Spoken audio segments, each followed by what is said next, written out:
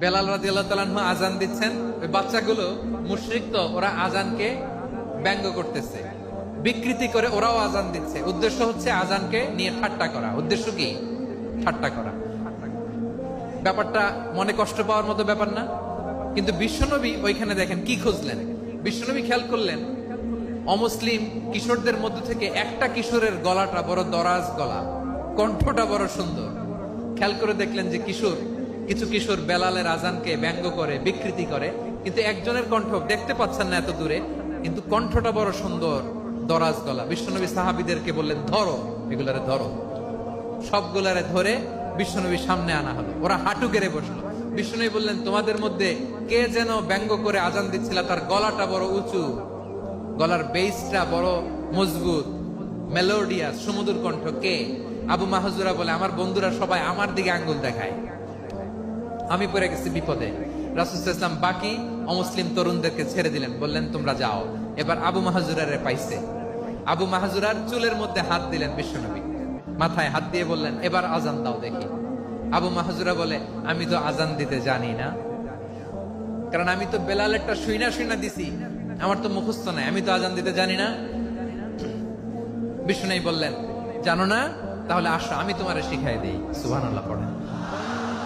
আবু মাহজুরা হাঁটু গেড়ে বসে, বিশ্বনবীর মোবারক হাত আবু মাহজুরার চুলের মধ্যে। বিশ্বনবী আজানের মুআল্লিম আবু মাহজুরাকে বলতেছে, ঠিক আছে তোমারে শিখাই দিচ্ছি, আমি যা যা বলবো আমার সাথে সাথে বলো, পারবা? আবু মাহজুরা বলে, পারবো। বিশ্বনবী আজান দিচ্ছেন মাথায় হাত দিয়ে, আল্লাহু আকবার, আল্লাহু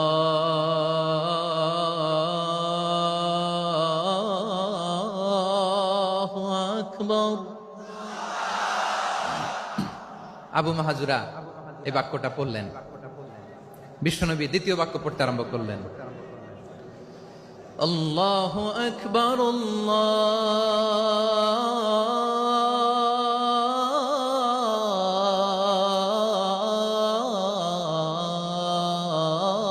আল্লাহু আকবার। আবু মাহজুরা এই বাক্যটাও বললেন। বিশ্বনবী আবু মাহজুরার মাথার মধ্যে হাত দিয়ে তৃতীয় বাক্য বললেন, আশহাদু আল্লা ইলাহা ইল্লাল্লাহ।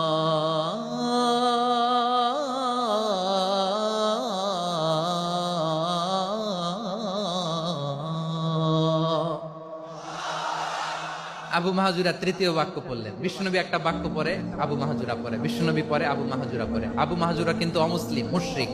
আবু মাহজুরা বলে, এক একটা বাক্য পড়ি আমার কলিজাটা গলে ঠান্ডা হয়ে যায়।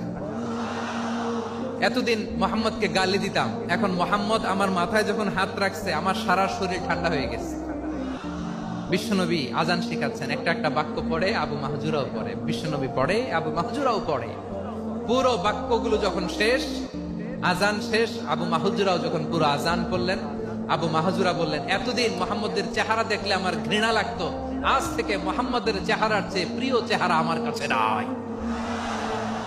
আবু মাহজুরা বললেন, ও মুহাম্মদ, আজানের বাক্য তো আপনি আমারে শেখালেন, এখানেই শেষ করবেন না, আপনি আমারে পড়ায় দেন, লা ইলাহা ইল্লাল্লাহু মুহাম্মাদুর রাসূলুল্লাহ সাল্লাল্লাহু আলাইহি ওয়াসাল্লাম। বিশ্বনবীর সাথে দাঁড়িয়ে উনি শাহাদা পড়ে মুসলমান হয়ে গেলেন।